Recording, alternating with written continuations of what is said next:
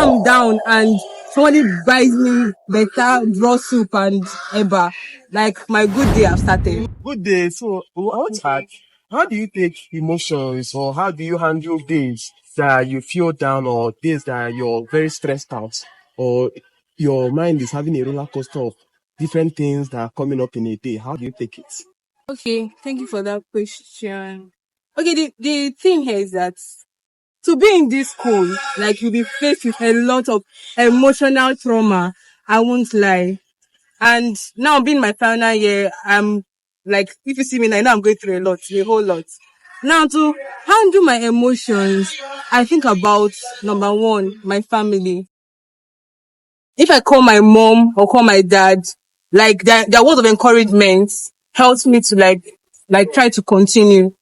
And then the Bible too, there are verses in the Bible where God approved it that has given you peace of mind, that he has already given you what you have been asking for, the success, the reason why you are waking up every day, going for class and reading. So having all this in the back of my mind, and also good food help my emotion. If I'm down and somebody buys me better draw soup and eba, like my good day have started.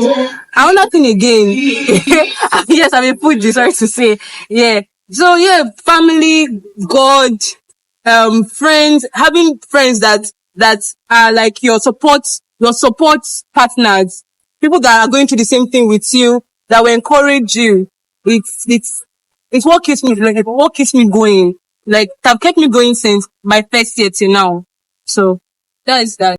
Should they inquire in public? Should they, if they are sad or if they are happy, should they be so tolerable in public? Like, what do you think? Okay, this question now have caused a lot of controversies in Nigeria.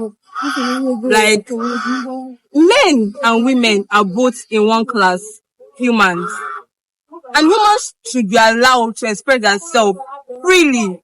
And this is, do you know the reason why most women live longer and have like a lot of outpour? Because they're able to express themselves to their fellow women and they let everything out.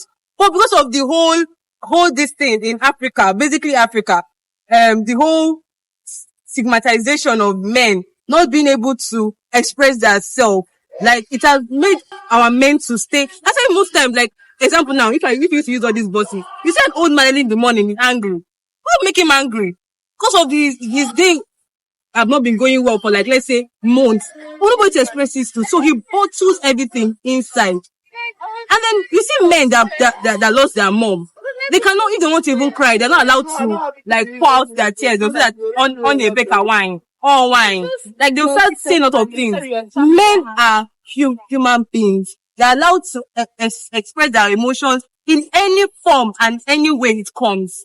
Does not make them less of a human or less of a man. Yes, because they're also humans, and this should be inculcated in African mentality. Because all of you are a man and you are the head of the house, so you not express emotion. Come on. Everybody is have that they have the right towards expressing themselves in any way they want to express themselves when they are emotionally down. So that is it.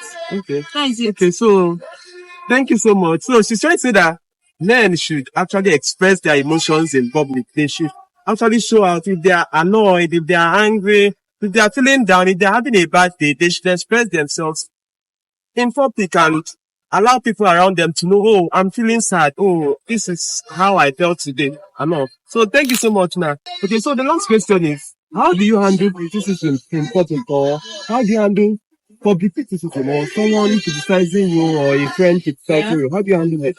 Okay, I will start with a quote or what somebody has, like a man of prestige have actually said. Chinua Achebe said that if they don't talk about you or say something about you or criticize your work, like you are like nobody.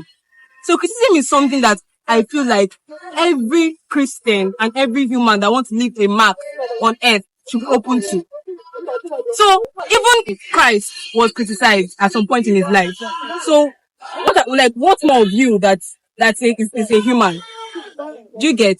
So now, criticism is people like showing either they like your work or like your way of life or not. So you can say that even though you're living a very good life, in your own opinion, you're living a God-fearing life. But in that man's eye, you are overdoing it. You are too religious.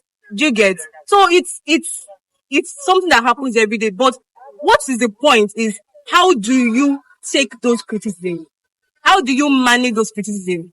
Do you slap those people? Do you become angry? Do you act irrational? As Christians and also humans, we should learn, like, I feel like in my thinking, I feel like we should learn how to control our emotions when it comes to people criticizing us, because something that we'll deal with in every day of our life.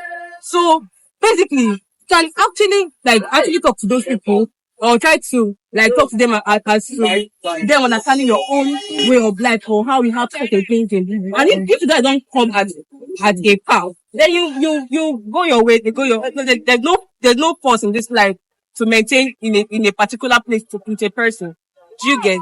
So yes, my idea of criticism is be open to it. It helps shape your life. It helps you to build yourself. And sometimes this criticism might even be true when it comes to your writing. You might find that there's a fault. Even artists, even Michelangelo till today, like criticizing his work as to it being too expensive or it's not being worthwhile and rest of that. So even at death, I think criticizing somebody's work. What of it that is alive? So yeah, that is it. Okay, thanks so much.